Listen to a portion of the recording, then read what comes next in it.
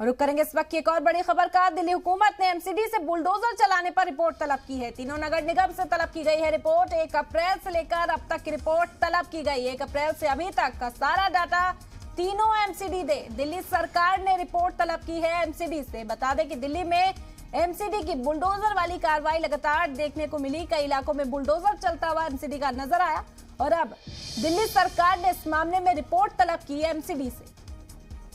बड़ी खबर आपको इस वक्त बता रहे हैं, जहांगीरपुरी से ये कार्रवाई शुरू हुई और उसके बाद शाहीन बाग, न्यू फ्रेंड्स कॉलोनी, नजफगढ़, दिल्ली के मुख्तलिफ इलाकों में बुलडोजर चलता हुआ दिखाई दिया। जो गैर कानूनी तजावुजात थी, जो गैर कानूनी कब्जे थे, उन्हें एमसीडी के जरिए हटाया गया था और इस पर सियासी बयानबाजियां और इल्जाम तराशी का जो सिलसिला था वो भी तेज था। लगातार आम आदमी पार्टी और बीजेपी के बीच में इसको लेकर वार पलटवार का सिलसिला चलता रहा और अब दिल्ली सरकार का ये बड़ा हुक्म, रिपोर्ट तलब की गई है एमसीडी से।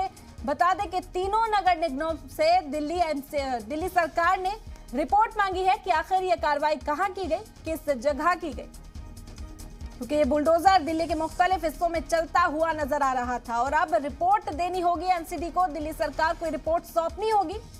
इस रिपोर्ट में 1 अप्रैल से लेकर अब तक की कार्रवाई कहां की गई, किस जगह गैर कानूनी तजावुजात को हटाया गया, एमसीडी को अब इस बात की जानकारी, सारा डेटा दिल्ली सरकार को सौंपना होगा।